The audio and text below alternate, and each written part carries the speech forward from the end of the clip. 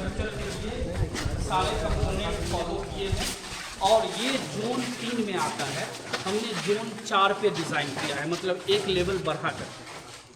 दूसरा चीज़, सबसे stable structure होता है पिरामिड वाला, डोम वाला, स्तूपा वाला, ठीक है। तो स्तूपा तो और जगह है, लेकिन ये तो इन्वर्टेड है, इसमें कैसे फॉलो होगा?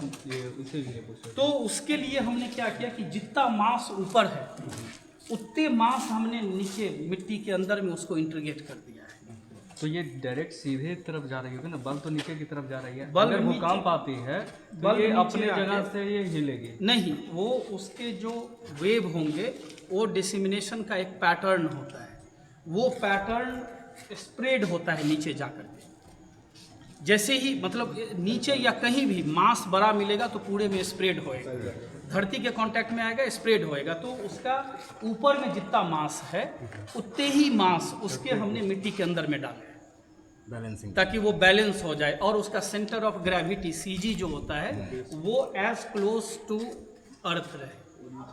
तो उस प्रिंसिपल पे है।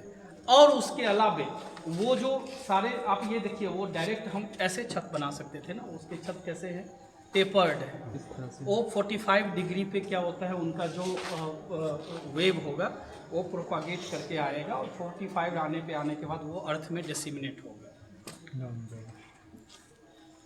तो आप देखिए 100 मीटर दोनों साइड बिल्डिंग्स हैं यहाँ, इधर भी 100 मीटर, इधर भी 100 मीटर बिल्डिंग, आप बिल्डिंग के अंदर में, ठीक है। लेकिन यहाँ भी वही बात जो वहाँ हम कह रहे थे कि कोई भी आर्टिफिशियल इंस्टॉलेशंस नहीं है और हर एक विंड में आपके काम का नहीं एयर होता है, एयर भी आपके उसमें ऑक्सीजन इनरिचमेंट होने चाहिए।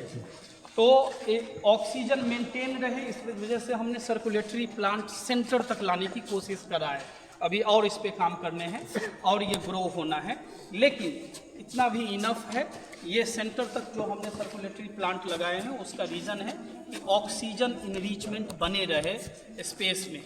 और इतने ओपनिंग्स आप अभी प्रैक्टिकली डेमोस्ट्रेट करके भी देखिए, वो जो धूप है वो कहाँ से, वहाँ से आ रही है। जब एकदम सन स्ट्रेट है तो वो नीचे ग्राउंड को टच नहीं कर रही है, वो लेग को कर रही है और उस लेग से, मतलब वो छतरी के लेग से रिफ्लेक्ट होकर के फिर एरिया में डिस्ट्रीब्यूट हो रही है। हम आगे बढ़ते हैं। हमारे आपने अभी अपने स्कूल टाइम और कॉलेज टाइम याद करेंगे तो आपको याद आएगा कि फलाना जो टीचर था फिजिक्स का, हिस्ट्री का, फिजिक्स का, और एक बार जब जो पढ़ाता था, तो मतलब आपके पढ़ने का जो टाइम था वो एक आपके दिमाग में मतलब इतिहास है। और वो इतिहास, कोई भी इतिहास किसमें होता है, बुक में होता है। किसी भी बुक के कितने कवर होते हैं, 2 कवर होते हैं, फ्रंट कवर और बैक कवर। ये जो 300 सीटर क्लासरूम है हमारा, ये बुक स्टोरी पे है। देखिए ये बुक का कवर, ये फ्रंट कवर है, फ्रंट कवर पे देवी सरस्वती जी हैं, बैक कवर पे लॉर्ड बुद्धा है।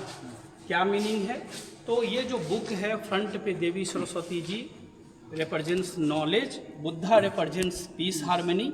So knowledge, peace, harmony all together can actually harness the intellectual society on the globe.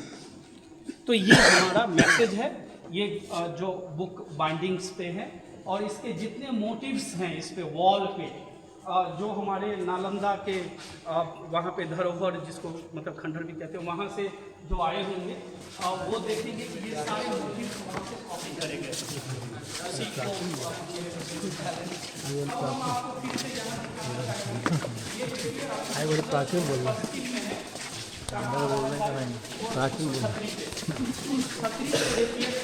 फिर नीचे आ रही है। तो मतलब इनडायरेक्ट रिफ्लेक्टिव स्ट्रैटेजी से हम लाइट दे रहे हैं, लेकिन क्या नहीं ले रहे हैं, रिजेक्ट कर रहे हैं हीट। तो ये